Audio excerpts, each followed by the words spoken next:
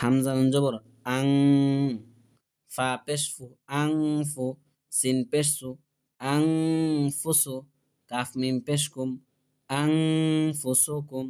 নুন সাকিন অথবা তানবিনের পরে যদি হামজা হা আইন হা গইন খ র লাম এই 8টি হরফের যে কোনো একটি যদি না আসে, অন্য কোনো হরফ আসে, তাহলে কি করতে হবে? গুণনা করতে হবে।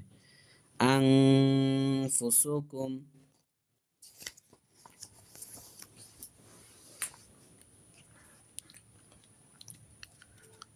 ফা জবর ফা, হামজা নুন জবর আং, ফা আং।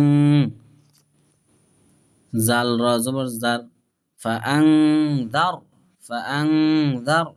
তা পেশ তু, ফা আং দার তু।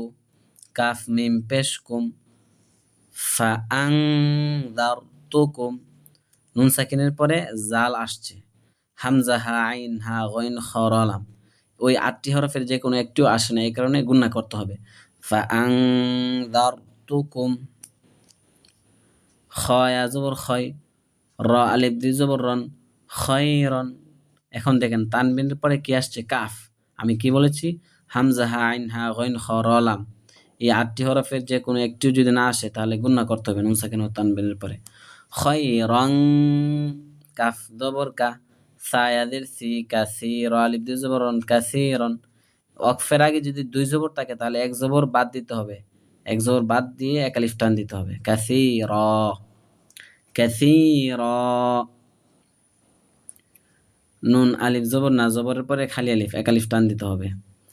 র আলিফ দুই জবর রন, না রং। তানবিনের পরে তা আসছে, হামজা হা আইন হা গইন খ র লাম, একটু আসে নাই, এই কারণে গুণনা করতে হবে। না রং। তা জবর তা, লাম জ জবর লাজ, তালাজ জ খারা জবর জ, তালাজ জ খারা জবর 1 আলিফ টান দিতে হবে। না রং তালাজ জ।